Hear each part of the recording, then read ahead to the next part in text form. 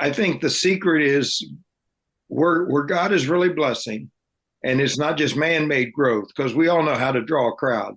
It may not be God honoring, but when God is blessing, the secret is those guys got alone with God, got on their face before God, and said, "What is it you want me to do?" And Yes. and that was the secret, and that's what all of us need to do. Yes. Is say, God, you're the master, you're the creator. This is your work. This is your kingdom, and then follow His lead, whatever that may be. Then God will honor that. But boy, when we follow these guys, it can be a dead end street. And some of those guys since then have crashed and burned. And Hmm. I think we need to be humble enough to also say that maybe there is something that they can offer, and just Sure. big doesn't mean bad. yeah, No.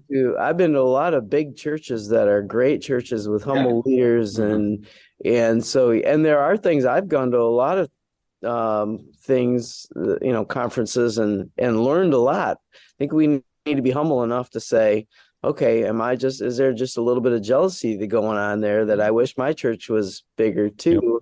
And, automatically big church is bad church. I mean, good church is good church. and small is not necessarily spiritual. Right. Exactly. Exactly. Yeah, and Strong is the that's key. Strong. That balance. right. And that's the real kind of, I guess, motivation that I had in writing this was more for the faithful pastor that was, hearing from God every week and delivering a message and loving in their community, but maybe they weren't seeing numerical growth. And then they began to feel like a failure because I mean, look, it's really easy to measure growth like this. Like you just have somebody in the back and you count the audience or you count the offering. Those are easy measurements.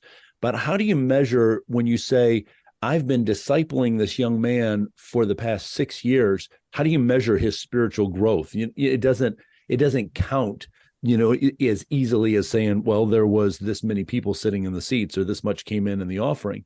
And so I think people get caught up in those metrics and then they feel like a failure. Well, my church isn't numerically growing, therefore I must not be doing something right. So I'm going to resign. I'm going to move on and let somebody else do this. And I think that's what we need to tell people is what biblical is, what the reward that Jesus gives is, well done, good and faithful servant. So we have to be good at what we do. We have to be faithful at what we do, and we have to serve people.